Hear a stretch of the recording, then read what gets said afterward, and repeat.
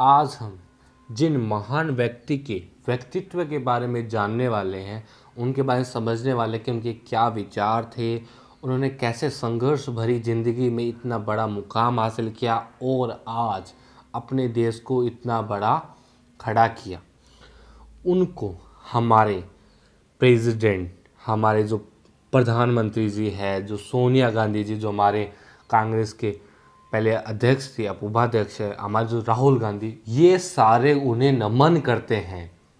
ये सारे उन्हें नमन करते हैं, भले ही सोनिया गांधी, राहुल गांधी दूसरे पार्टी के हो, लेकिन फिर भी ये उन्हें नमन करते हैं। ऐसे उनमें क्या खासियत थी, ऐसा उसने क्या किया था हमारे देश के लिए, जो देश का हर एक आदमी, हर एक बच्चा, हर एक औरत, हर एक उनको नमन करता है। देश का ही नहीं, विश्व का हर एक जो प्रतिष्ठित है, जो पढ़ा लिखा, वो हर एक उनको सम्मान देता है, मान रखता है। इसके बारे में हमारे बराक ओबामा जो हमारे प्रेसिडेंट रह चुके हैं अमेरिका के 10 साल, उन्होंने उन व्यक्ति के बारे में एक बात कही थी, हमें गर्व है कि उनके जैसा महान छात्र हमारी यूनिवर्सिटी में पढ़ा होगा। तो इतना हिंट देने के बाद आपको समझ में आ गया होगा कि मैं किसके बारे में बात करने वाला हूं। मैं बात करने वाला हूं हमारे देश के सबसे पहले व्यक्ति जिन्होंने संविधान लिखा था। अगर संविधान नहीं होता तो आज हमें सफलता नहीं मिलती। जैसा आपको पता होगा कि जब अंग्रेज छोड़ के गए थे, तब अगर हमारे पास तब संविधान नहीं होता तो वो छोड़ के नहीं जाते। आज भी हम गुलामी भरी जिंदगी जी रहे होते। सिर्फ उनसे आज़ादी ऐसे लड़के ही नहीं मिली थी, हमें संविधान बना के भी मिली थी ताकि हम सुव्यवस्थित रह सकें। ऐसे व्यक्ति जिन्होंने संविधान बनाया उस वक्त, तो आपको पता लग गया वो हमारे से डॉक्टर भीमराव अंबेडकर, जिनको मैं नहीं, मतलब जिनको हर कोई पूछता है। इसमें कास्ट का कोई फ़र्क नहीं है कि एससी वाले पूजेंगे, एसटी वाले नहीं पूजेंगे, यहाँ पे ब्राह्मण पूजेंगे, सब पूछते हैं, सब उनको मानते हैं। ऐसे व्यक्तित्व के बारे में आज मैं उनको बताने वाला हूँ। ऐसे व्यक्ति की कहानियाँ, उनके बारे में कुछ बातें मैं आपको बताऊँगा। तो आप अपना दिल थाम के बैठ जाइए। हम इस यात्रा पे चलने वाले हैं कि उनसे हमें क्या क्या सीखने को मिलता है, उनकी ज़िंदगी में कितने संघर्ष थे, उन्होंने कैसे लड़ा है, क्या किया, वो हम सीखने वाले हैं। तो हम इसको एक रोड मैप के साथ सीखना चाहेंगे कि डॉक्टर भीमराव अम्बेडकर जो लाइफ का रोड मैप था, मतलब उन्होंने ज़िंदगी में उनके पास क्या क्या टर्न आए, क्या क्या मोड़ आए, क्या क्या उनके रास्ते खुले, उनके बारे में देखेंगे। सबसे पहले हम जानेंगे जो हमारे डॉक्टर भीमराव की बेसिक इन्फॉर्मेशन, मतलब जन्म क्यों हुई थी, मृत्यु कब थे, पिता कौन थे, माता कौन थी, ऐसे छोटी छोटी बातें जानेंगे। फिर हम जानेंगे कि उनकी एजुकेशन, उनकी शिक्षा, उन्होंने कहाँ तक की, क्या क्या उन्होंने शिक्षा की थी, उनकी शिक्षा के बारे में बहुत सारे किस्से हैं, वो भी हम आगे देखेंगे। फिर हम जानेंगे कि उनका संविधान में क्या योगदान था। वैसे बताने की जरूरत नहीं है कि डॉक्टर भीमराव अम्बेडकर का संविधान में क्या योगदान था, फिर मैं आपको बताऊंगा। फिर देखेंगे उनका महत्वपूर्ण कदम, उन्होंने क्या देश को बेहतर बनाने के लिए महत्वपूर्ण कदम लिए थे। फिर देखेंगे उनकी प्रमुख रचनाएं, उन्होंने कौन कौन सी बुक्स लिखी है, कौन सी प्रमुख है, क्या है, वो हम देखेंगे।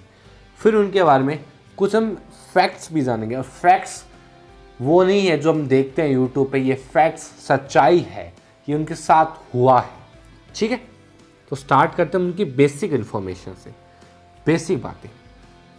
अगर हम देखें जो डॉक्टर भीमराव अम्बेडकर, ये बचपन की तस्वीर है। मैंने आपके लिए बचपन की तस्वीर, ये जो फ़ोटो है, ये रेयर फ़ोटो है, आपको मिलती नहीं है आसानी से, मैंने इनको ढूंढ ढूंढ के लिए आपके लाया हूँ। ये उनके बचपन की फ़ोटो है। उनका जो मूल नाम था वो भीमराव रामजी अम्बेडकर था। भीमराव रामजी अम्बेडकर था। बचपन का नाम, बचपन में उन्हें क्या कहा करते थे जब छोटे से थे ना, हम जब छोटे से होते हैं ना, तो हमें एक प्यारा नाम रखा जाता है, घर का नाम रखा जाता है। ऐसे उनका घर का नाम बोल सकते हैं भीम सकपाल था। प्रचलित नाम तो हम जानते हैं डॉक्टर बाबा साहेब अम्बेडकर, वो तो हम सभी जानते ही हैं। वो 14 अप्रैल 1891 में ऐसे महान व्यक्ति का मधु मध्य प्रांत मध्य प्रदेश में जन्म हुआ था, जिन्होंने आगे भारत का संविधान लिखा। उनकी मृत्यु 6 दिसंबर 1956 में दिल्ली में निवास स्थान पे हुई थी। उनके पिता, आप जैसे फोटो देख पा रहे हो, ये उनके पिता है। उनका नाम था रामजी मालोजी सकपाल। वो क्या थे? सेना में सूबेदार थे और उनकी मृत्यु 2 फरवरी 1913 को हुई थी। उनकी माता, देख पा रहे होगे तस्वीर, उनकी माता थी भीमाबाई सकपाल और उनकी मृत्यु 1896 में हुई थी। वो एक हाउसवाइफ थी, घरेलू महिला थी। अंबेडकर का परिवार हिंदू महाजाति का था। हिंदू महाजाति है ना, उसको बहुत उस वक्त क्षुद्र माना जाता था, बहुत नीची जाति माना जाता, अछूत जाति माना जाता। उस वक्त ऐसी अछूत जाति, जिसको हम आज SC ST कहते हैं, उनको कुएं के हाथ लगाने तक का हक नहीं था। इन्होंने इतना दर्द सहा है। इन्होंने जब ये पढ़ने गए थे, वो मैं चलो आपको आगे बताऊंगा, लेकिन इनको जब SC ST को जब पीछे उनको किसी चीज़ को छूने के लिए मनाही थी, समझ रहे हो ना, ऐसी उस वक्त स्थिति थी। उस स्थिति से उभर कर आज वो इस मुकाम पे पहुँचे थे। वो अपनी 14 संतान थे, वो सबसे छोटे थे। मतलब जो उनके पिताजी थे, उनके 14 संतान थे, वो सबसे छोटे थे। आगे देखते हैं। अब जानते हैं अंबेडकर की 2 पत्नियां थी। जो उनकी पहली पत्नी थी, जो प्रथम विवाह था, उनका नाम था रमाबाई, जो 1906 में उनकी शादी हुई थी और 1935 में उनकी क्या हो गई थी, छोटी सी उम्र में देहांत हो गया था। ये उनकी पत्नी थी। रमाबाई 1906 में जन्मी थी और 1935 में उनकी मृत्यु हो गई थी। छोटी सी उम्र में उनकी क्या हो गई थी, मृत्यु हो गई थी। शादी समय रमाबाई सिर्फ 9 साल की थी और जो हमारे अंबेडकर जी वो 15 साल के थे। आपको पता है कि पीछे छोटी उम्र में शादियां कर दी जाती थी, बाल विवाह कर दिया जाता था। अभी भी किया जाता है, लेकिन अभी कम हो गया। अच्छी बात है, और हमें कम करना है। कम उम्र में उनकी मृत्यु हो गई थी। मतलब देख लो ना, 906 से 935, तो सिर्फ 29 साल की उम्र में उनकी मृत्यु हो गई थी। और फिर उन्होंने दूसरा विवाह किया था। उनका नाम था डॉक्टर सविता अंबेडकर, 1946 से 2003। और उनका मूल नाम डॉक्टर शारदा था, लेकिन उन्होंने बाद में अपना नाम बदलकर डॉक्टर सविता रख लिया था। चलो, ये तो उनकी बेसिक इन्फॉर्मेशन जान ली कि उनका नाम क्या था, उनके पिताजी का नाम क्या था, बचपन का नाम क्या था। ये हमने छोटी छोटी बातें जानी। अब जानते हैं उनकी एजुकेशन के बारे में, शिक्षा के बारे में। इससे हम बहुत कुछ सीखने वाले। ये स्टार्ट हो इससे पहले मैं आपको एक कहानी सुनाना चाहूँगा। जब वो पढ़ने जाते थे ना, तो क्या होता था, उनको क्लास में बिठाया नहीं जाता था। क्लास के अंदर आने की अनुमति नहीं थी उनको। क्या उस वक्त SC ST के जो जिनको अछूत माना जाता था, उनको क्लास के अंदर आने की अनुमति नहीं थी। वो क्लास के बाहर बैठ के पढ़ते थे। क्लास के बाहर बैठ के वो पढ़ते थे। ऐसी परिस्थिति में उन्होंने पढ़ा है। तो कभी आप सोच सकते हो कि ऐसी परिस्थिति में पढ़ने वाला आगे जाके भारत का संविधान लिखेगा। चलो, सबसे पहले उनकी प्रारंभिक शिक्षा के बारे में जानते हैं कि वो प्रारंभिक शिक्षा कहाँ से की और कैसे थी। देखते हैं। प्रारंभिक शिक्षा सतारा की गवर्नमेंट हाई स्कूल में 7 नवंबर 1900 में अंग्रेजी माध्यम से उन्होंने की। फिर विद्यालय में शुरुआत में नाम उनका भीमाराम जी अम्बेडकर था। विद्यालय में शुरुआत में उनका नाम क्या था? भीमाराम जी अम्बेडकर। परिवार के मित्र और लेखक दादा केल्स्कर ने, उनके जो मित्र थे दादा केल्स्कर, उन्हें किताब लिखी थी बुद्ध की जीवनी। वो उन्होंने अम्बेडकर जी को पढ़ने के लिए दी थी और इस किताब से पढ़कर अम्बेडकर जी बहुत प्रभावित हुए थे और उनकी ज़िंदगी में एक टर्निंग पॉइंट मान सकते हैं, एक बदलाव का बिंदु मान सकते हैं कि इस वक्त इस किताब से वो बहुत प्रभावित हुए थे और बहुत मोटिवेट भी हुए थे अपनी ज़िंदगी बदलने के लिए, इस देश की ज़िंदगी बदलने के लिए, इस देश को उठाने के लिए। भले उनके साथ कितने भी अत्याचार हो रहे हो, लेकिन उन्हें एक ही मकसद था, इस देश को उठाना है, इस देश को बदलना है, बेहतर बनाना है। अब बात करते हैं माध्यमिक शिक्षा के बारे में। 1897 में उनका परिवार था वो मुंबई चला गया था, जहां उन्होंने एल्फिस्टोन गवर्नमेंट हाई स्कूल से आगामी शिक्षा ली, मतलब आगे की शिक्षा ली।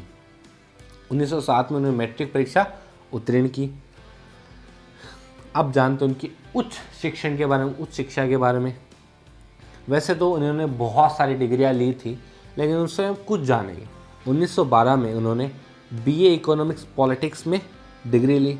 1 जून 1915 में एमए इकोनॉमिक्स से कोलंबिया यूनिवर्सिटी यूएसए से उन्होंने डिग्री ली थी। इसीलिए बराक ओबामा ने ये कहा था कि वो हमारे सबसे अच्छे छात्र थे। फिर अक्टूबर 1916 में पीएचडी की, तभी उनके आगे क्या लगता है, डॉक्टर लगता है। फिर 1921 में एमए में London school of economics and politics science से उन्होंने की। फिर 1923 में डॉक्टर ऑफ साइंस में लंदन यूनिवर्सिटी से उन्होंने की। 1927 में डीएससी इकोनॉमिक्स में की। बाबा साहब के पास लगभग 32 डिग्रियाँ थी। आजकल लोगों के पास, आज तो मान लो बहुत सारी डिग्रियाँ होती है, उस वक्त लोग पढ़ा नहीं करते थे।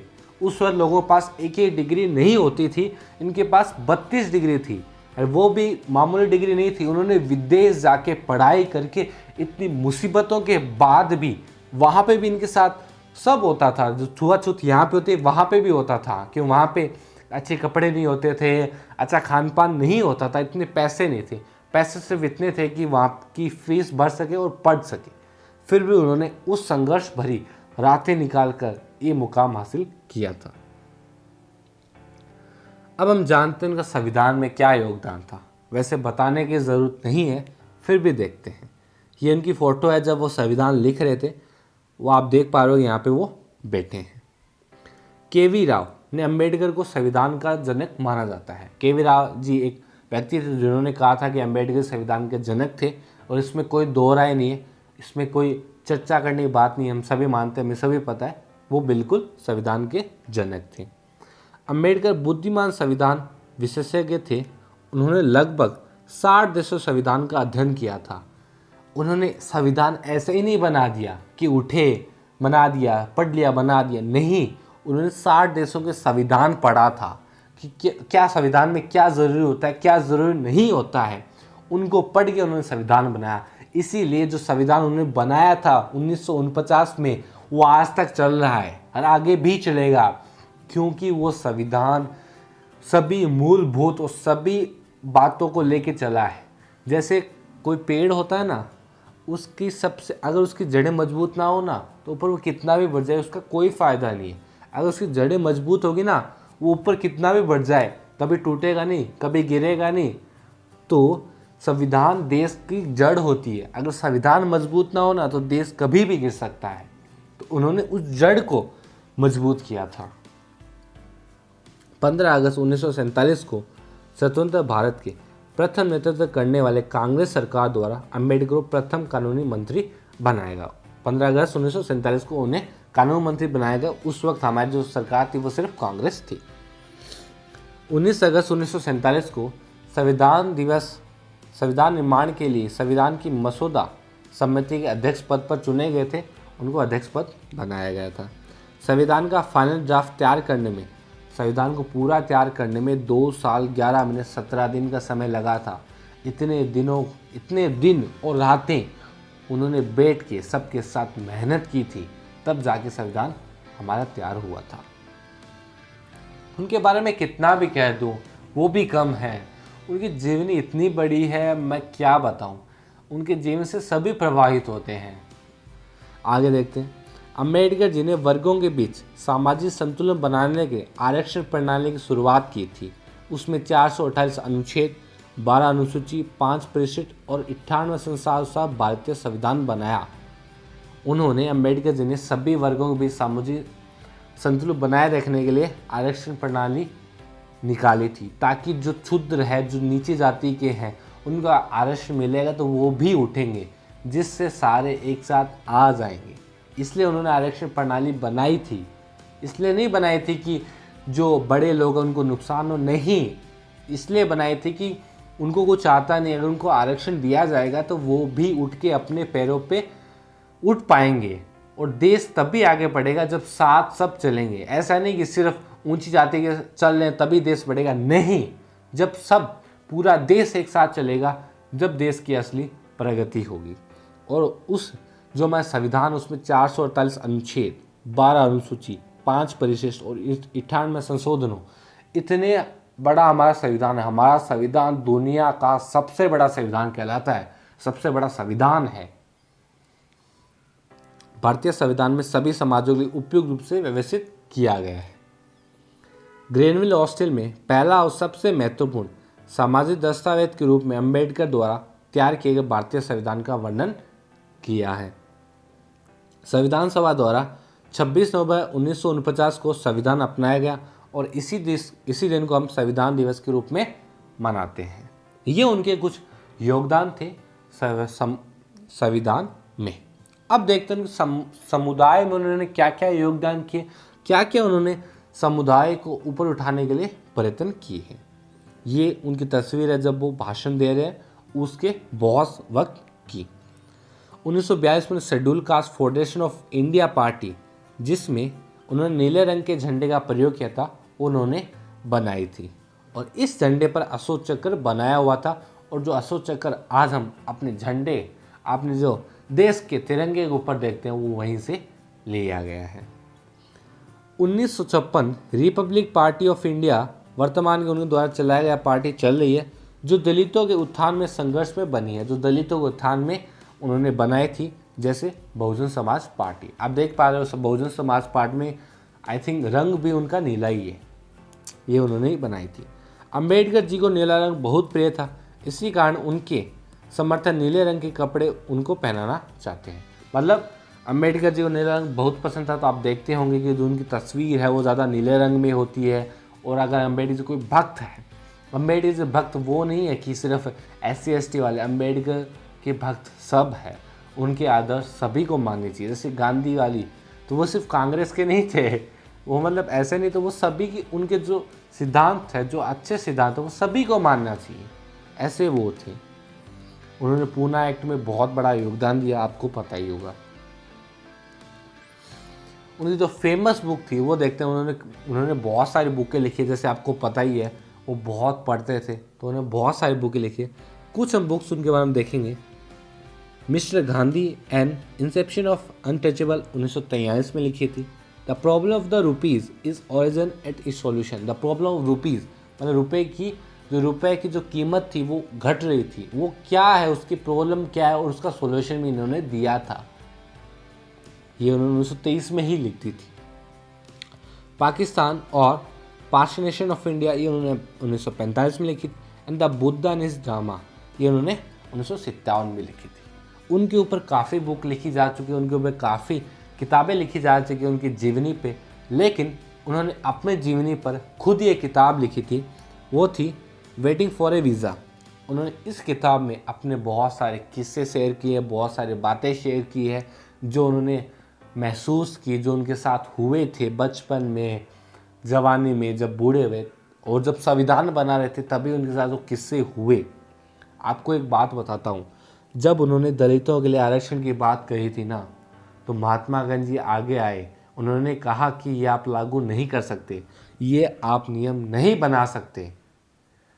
तब बाबा साहब अम्बेडकर ने कहा था, अगर मैं ये नियम लागू नहीं कर सकता, मैं संविधान नहीं बनाऊंगा। तो उन्होंने उसी वक्त संविधान पद्धति से हट गए थे, उन्होंने संविधान पे काम नहीं किया, लेकिन आखिरकार उन्होंने मानना ही पड़ा, गांधी जी को मानना ही पड़ा कि ये नियम पास होगा, क्योंकि नहीं चाहते थे कि शेड्यूल कास्ट आगे बढ़े, लेकिन अम्बेडकर जी चाहते थे कि सभी आगे बढ़े, सभी साथ में आगे बढ़े। समझ रहे हो ना, उन्होंने क्या किया, सिर्फ शेड्यूल कास्ट के लिए नहीं, उन्होंने पूरे देश के लिए किया। आगे मैं बताऊंगा क्या क्या किया है, आप दंग रह जाएंगे। उनकी कुछ उनके जो इंटरेस्टिंग फैक्ट थे, जो उनकी बातें थी, वो बताता हूँ मैं आपको। बाबा साहेब अम्बेडकर जो असली उपनाम था वो अम्बाब डेकर था। उनके शिक्षक महादेव अम्बेडकर ने उन्हें स्कूल के रिकॉर्ड में अम्बेडकर उपनाम दिया। जो उनके शिक्षक थे, उन्होंने अम्बेडकर उनको नाम दिया था। वैसे उनका जो सरनेम था वो अम्बाड डेकर था। अम्बेडकर उनके खुद का उपनाम था और उन्होंने उनका उपमान दिया था। और जो शिक्षक थे वो ब्राह्मण थे। ब्राह्मण होके भी उन्होंने अम्बेडकर जी को बहुत कुछ सिखाया, अपने पास रख के सिखाया। उन्होंने कभी भी छुआछूत इनके बारे में कभी उनके साथ नहीं की ऐसी चीज़ें, इसी के कारण वो बहुत प्रेरित हुए थे उनसे और आज वो हमें ये दे पाए थे। बाबा साहेब अम्बेडकर विदेश में अर्थशास्त्र में डॉक्टरेट की डिग्री प्राप्त करने वाले पहले भारतीय थे। डॉक्टर बाबा साहब एकमात्र भारतीय थे जिनकी प्रतिमा लंदन संग्रहालय में कार्ल मार्क्स से जुड़ी है। पहले भारतीय, आज तक एकमात्र है, मतलब अभी तक कोई भी ऐसा नहीं है, सिर्फ बाबा साहब अम्बेडकर थे। भारतीय तिरंगे में अशोक चक्र को जगह देने का श्रेय भी डॉक्टर बाबा साहब अम्बेडकर को जाता है। हालांकि राष्ट्रीय ध्वज पिंगली वे के द्वारा डिज़ाइन किया गया था, लेकिन अशोक चक्र बाबा साहब अम्बेडकर द्वारा दिया गया था। ये हमने देखा था जब उन्होंने पार्टी बनाई थी शेड्यूल कास्ट के बारे में, तो उन्होंने अशोक चक्र उसमें रखा था। आगे देखते हैं। बाबा साहब की निजी लाइब्रेरी जिसका नाम था राजगीर, उसमें 50,000 से अधिक पुस्तकें थी।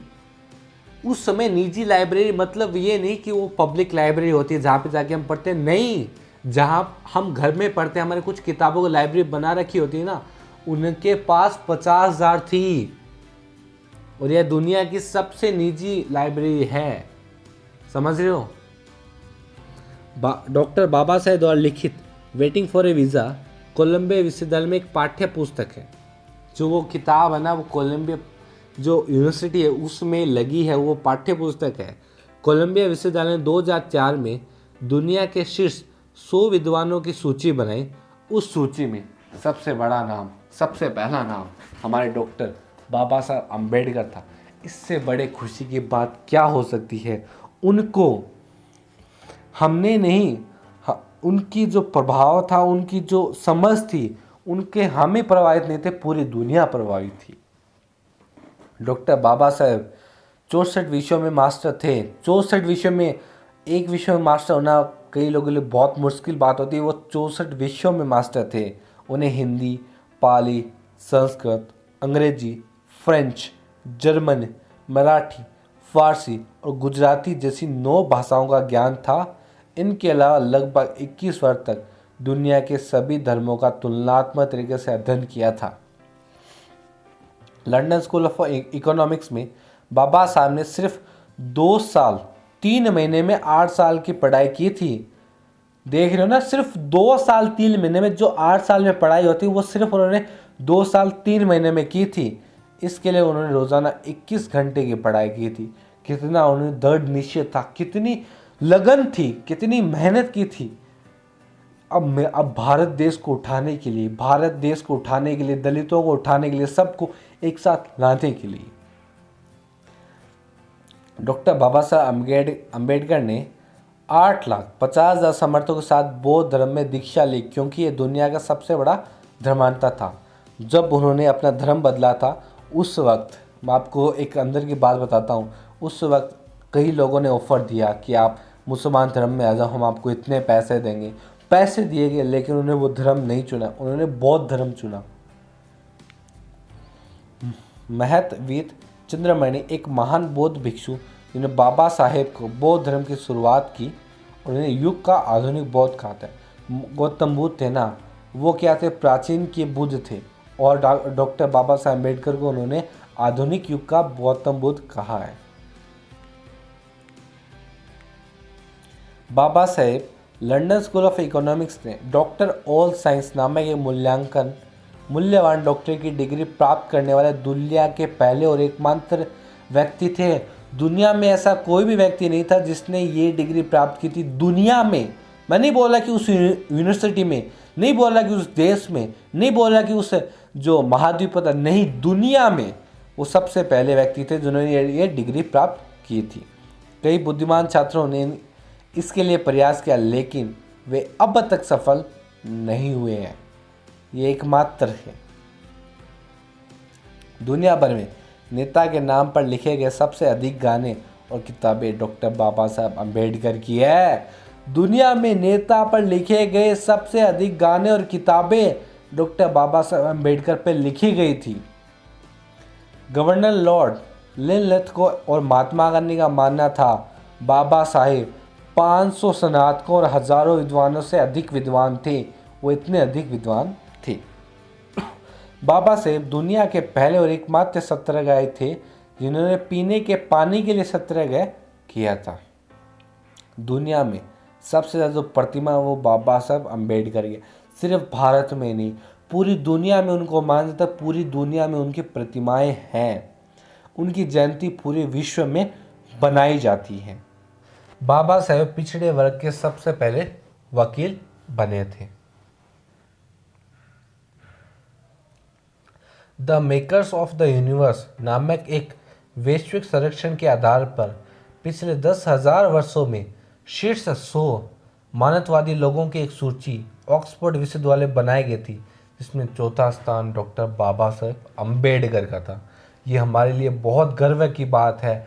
पिछले 10,000 सालों में वो चौथे व्यक्ति थे, इतने बुद्धिमान थे। दुनिया में हर जगह बुद्ध की बंद आंखों वाली मूर्तियां और पेंटिंग दिखाई देती है, लेकिन बाबा साहेब जो अच्छे चित्रकार भी थे ने बुद्ध की पहली पेंटिंग बनाई थी जिन्होंने बुद्ध की आंखें खोली थी। वो ऐसे प्रथम व्यक्ति थे जिन्होंने बुद्ध की आंखें खोली हुई बनाई थी।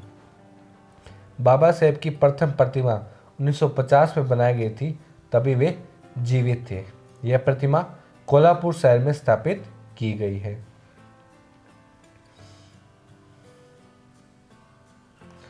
अब उनकी कुछ हम बातें जानते हैं जो हमें प्रेरित करेगी, जो हमें उत्साहवर्धन करेगी, जिससे हम आगे ज़िंदगी में कुछ अच्छा हासिल कर पाएंगे। उन्होंने कहा था उनका जीवन 3 गुरुओं 3 देवताओं से बना था। जो 3 महापुरुष थे वो पहले थे तथागत गौतम बुद्ध, संत कबीर, महात्मा ज्योतिबा राव फूले। और जो उनके 3 देवता थे ज्ञान, स्वाभिमान और शिव धैर्य। अम्बेडकरवादी जो लोग होते हैं उनका एक वाक्यांश होता है जय भीम। उसका अर्थ होता है भीमराव अंबेडकर की जीत हो। अब अम्बेडकरवादी वो नहीं है जो हिंदू है, वो नहीं है जो मुस्लिम है, वो भी नहीं है जो ईसाई है, और वो भी नहीं है जो क्रिश्चियन है। अम्बेडकरवादी वो है जो अम्बेडकर जी के पथ पर चले, उनके जो सिद्धांत दिए गए हैं, उनके जो बातें कही हैं, उन बातों को अपने ज़िंदगी में उतारें। वो भी नहीं है जो दलित है, वो भी नहीं जो ब्राह्मण है, वो है जो उनकी बातों को अपनाता है। अम्बेडकरवादी ने सभी समुदाय के लिए एक है, किसी के लिए अलग नहीं है। संघर्ष से लड़ते हुए इस महानायक का महापरिणाम दिल्ली में उनके निवास स्थान पे हुआ था। मतलब उनकी मृत्यु उनके निवास स्थान पे हो गई थी।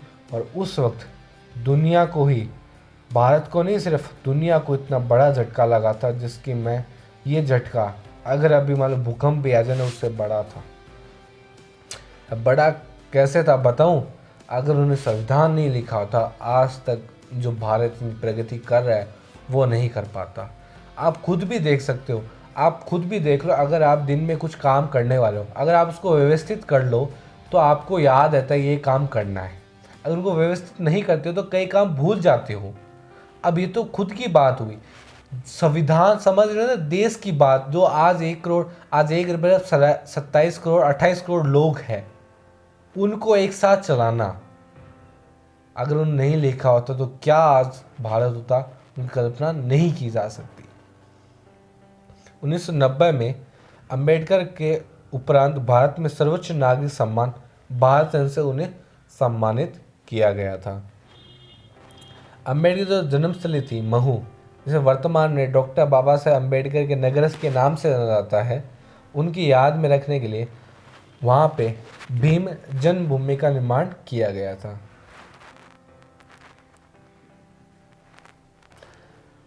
अब मैं आपको क्या है बताऊँ, महान पुरुषों की जीवनी का कहाँ सार है। कोई भी महान पुरुष देख लो, APJ अब्दुल कलाम देख लो, भगत सिंह देख लो, उनकी जिंदगी है संघर्ष से भरी और संघर्ष पे ख़त्म हो जाती है। ऐसे व्यक्ति होते हैं जो समाज को उठाने के लिए आते हैं, समाज को एक नई राह देने के लिए आते हैं। माफ़ करना, मैं थोड़ा इमोशनल हो रहा हूँ, क्योंकि ऐसे लोग, भीमराव अंबेडकर जी, महात्मा गांधी, हमारे जो अब्दुल कलाम, भगत सिंह, सरदार वल्लभ भाई पटेल, ऐसे व्यक्ति ने दुनिया को एक नया नज़रिया दिया है, एक नया मुकाम हासिल करने और एक नया कि ये उन्होंने नज़रिया दिया है कि आप कुछ भी हासिल कर सकते हो, कोई फ़र्क नहीं पड़ता कि आप दलित में पैदा हुए या उच्च श्रेणी में पैदा हुए, आप कुछ भी हासिल कर सकते हो। उन्होंने एक बात कही है, अपने अनुयायियों ने कहा करते थे, शिक्षित बनो, संगठित बनो, संगठित बनो और संघर्ष करो। जिंदगी में उन्हें बात बहुत शानदार की, अगर आप इस बात को मान ले तो आपकी ज़िंदगी सक्षम है। अगर आप कैसी भी परिस्थिति में ज़िंदगी में आए हो, मतलब जन्म हुआ है, भले गरीब के घर में, भले मिडिल क्लास के, भले अमीर के, लेकिन अगर आप मान लो गरीब थे, अगर गरीब ही मरते हो, ये सबसे बड़ी आपकी कमज़ोरी होगी। जन्मे कैसे थे इसमें आपका कोई भी दोष नहीं है, आप कुछ भी नहीं कर सकते। कैसे जन्मना था कि मैं मिडिल क्लास में जन्मूंगा या मैं हाई क्लास में जन्मूंगा, इसमें कुछ भी नहीं कर सकते।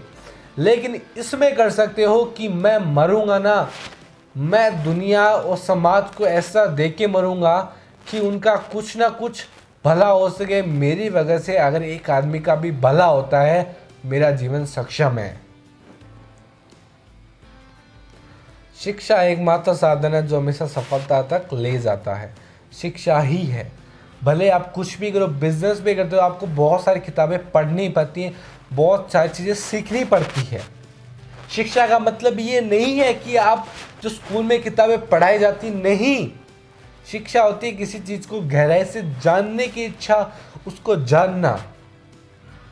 जो आजकल हमारी शिक्षा प्रणाली में हो रहा है वो नहीं है शिक्षा कि चीज़ों को याद कर लो, नंबर लिया हो, ख़त्म। नहीं, चीज़ों को समझो, ऐसे समझो जिससे तुम समाज में कुछ योगदान दे सको, समाज को बेहतर बनाने में योगदान दे सको। अंबेडकर जी ने कहा था, शिक्षा एक शेरनी का दूध है, जो पिएगा वही दहाड़ेगा। शिक्षा एक शेरनी का दूध है, जो पिएगा वही दहाड़ेगा। ऐसे महान अंबेडकर जी हमेशा ही पढ़ने में बल दिया करते थे, इसलिए उन्हें नॉलेज ऑफ सिंबल, ज्ञान का प्रतीक भी कहा जाता है। ऐसे महान व्यक्ति जिनका देहांत 1956 को उनके निवास स्थान पे हो गया था, और उससे बड़ी दुख की कोई घटना नहीं थी। उनका नारा है, जय भीम जय भारत। मैं इस वीडियो को उनके समक्ष, उनके चरणों में 4 लाइनें रखते हुए प्रकट करना चाहूँगा। बात थोड़ा इमोशनल होंगे, थोड़ा समझना आप।